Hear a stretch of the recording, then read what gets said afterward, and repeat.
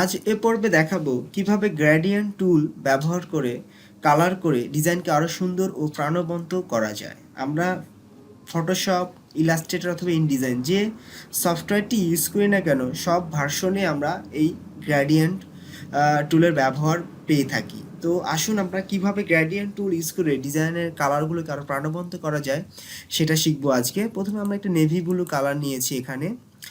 এরপরে দেখেন আমরা উইন্ডো প্যানেলে থেকেও গ্রেডিয়েন্ট অপশনটা নিতে পারবো, অথবা এখানে ডান পাশে আমরা গ্রেডিয়েন্ট অপশনটা নিতে পারবো। এখন এই কালারটাকে আমরা কীভাবে গ্রেডিয়েন্ট করবো সেই জিনিসটা আজকে দেখাবো, বা কীভাবে ক্লায়েন্ট চায় ইন্টারন্যাশনাল একটা ডিজাইন, স্ট্যান্ডার্ড ডিজাইন কীভাবে হয় সেই জিনিসগুলো আমরা শিখবো। কারণ আমরা যে এই কাজগুলো শিখছি বেশিরভাগ ক্ষেত্রে আমরা দেশের চেয়ে বিদেশের কাজগুলো আমরা বেশি করে থাকি। তো ক্লায়েন্ট যেভাবে চাইবে আমাদেরকে সেভাবেই আসলে কাজগুলো ডেলিভারি করতে হবে, তাছাড়া হয়তো আমরা ভালো ফিডব্যাক পাবো না।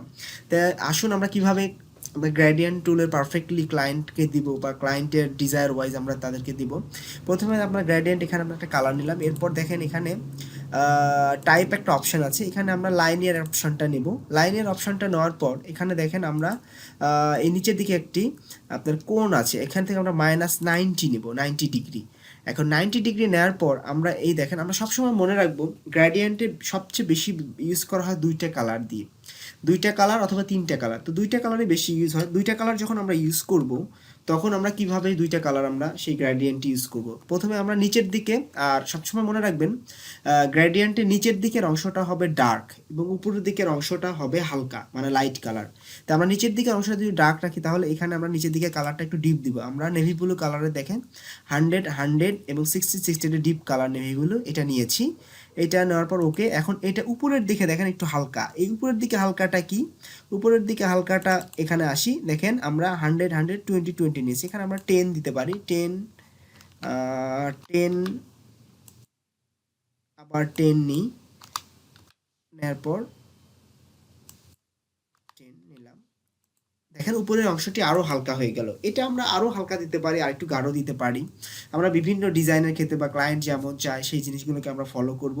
এখন তিনটা কালার যখন আমরা ইউজ করব, তিনটা কালার ইউজ করার উপায়টা হচ্ছে কি, তিনটা কালার ইউজ করার উপায় হলো আপনার উপরের অংশটুকুও ডার্ক রাখবেন এবং নিচের দিকের অংশটুকুও ডার্ক রাখবেন, কিন্তু মাঝের অংশটুকু দিবেন আপনি লাইট কালার। আমরা দেখে থাকবেন অনেক ডিজাইনের ক্ষেত্রে মাঝের দিকের অংশগুলো হালকা থাকে, উপরের কালারগুলো ডার্ক এবং নিচের কালারগুলো ডার্ক। তো মাঝের দিকে অংশগুলো হালকা করার ক্ষেত্রে আপনি এখানে আপনার ডিপ ডার্ক দিবেন এবং নিচেও ডার্ক দিবেন। এখন মাঝে একটা কালার যে কোনো একটা যে কালারই দেন সেই কালারটা হালকা দিবেন, বা এই কালারও আপনি হালকা দিতে পারেন।